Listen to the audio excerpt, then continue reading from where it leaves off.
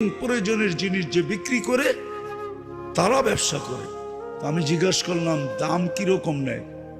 হাসি দিয়া বলে, তোমাকে মুফতির সার্টিফিকেট কে দিছে? আমি বললাম, এই প্রশ্ন আর মুফতির সার্টিফিকেট এটার ভিতরে সামঞ্জস্যতা কোথায়? তুমি কি পড়ো না রমজান সহানুভূতির মাস? আমাদের দেশে রমজানে দৈনন্দিন প্রয়োজনের জিনিস যারা বিক্রি করে তারা 1 টাকা মুনাফা নেয় না,